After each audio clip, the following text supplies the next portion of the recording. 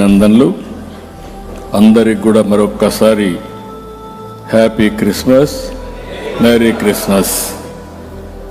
ఈరోజు మిమ్మల్ని అందరినీ క్రిస్మస్ ముందున మిమ్మల్ని కలవడం, మీ అందరితో క్రిస్మస్ వేడుకల్లో పాల్గొనడం చాలా ఆనందంగా ఉంది.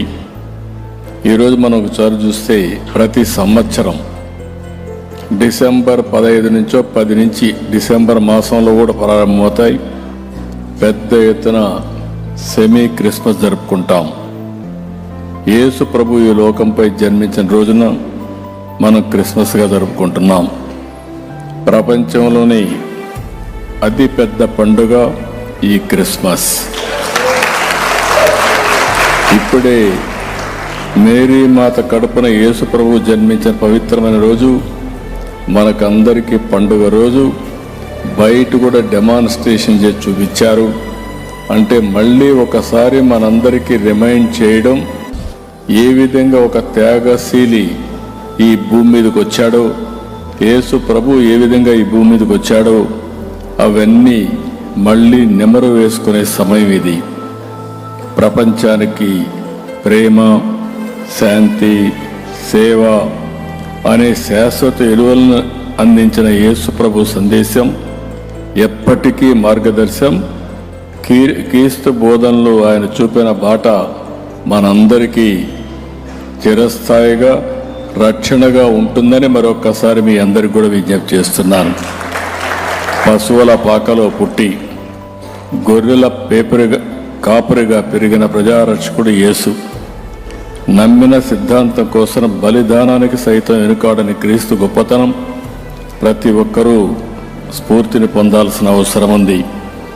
ప్రభువు త్యాగాన్ని స్మరించుకోవాలి, శాంతి మార్గాన్ని అనుసరించాలి, ప్రేమ తత్వాన్ని పెంచాలి, ఈర్ష్య ద్వేషాలకు దూరంగా ఉండి పాపులను సైతం క్షమించాలని బైబిల్ మనకు చెబుతుంది.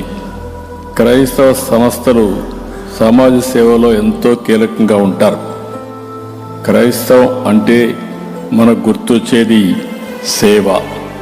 నేను చాలాసార్లు చెప్పాను, పాఠశాలలు, కాలేజీలు, ఆసుపత్రులు ఆ రోజు ప్రభుత్వం పెట్టలేని సమయంలో ఆ సంస్థలను ఏర్పాటు చేసింది క్రిస్టియన్ ఆర్గనైజేషన్స్. మన ఆంధ్రప్రదేశ్లో దశాబ్దాలుగా విద్యారంగంలో క్రైస్తవ సంస్థలు చేస్తున్న విద్యా సేవ సమాజాన్ని ఎంతో ప్రభావితం చేసింది. లక్షల మంది జీవితాల్లో మార్పు తీసుకొచ్చింది. మిషనరీ స్కూల్లో చదివిన వాళ్ళందరూ నేను చూశాను.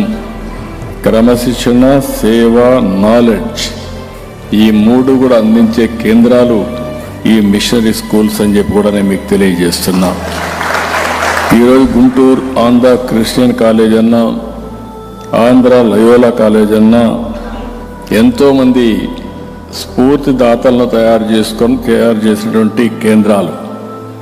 ఎన్టీఆర్ కూడా ఏసీ కాలేజీలో చదివాడంటే అది ఈ విద్యా సంస్థలు అందించినటువంటి ఒక పెద్ద నాయకులు కూడా జాతికి అందించే పరిస్థితికి వచ్చారు.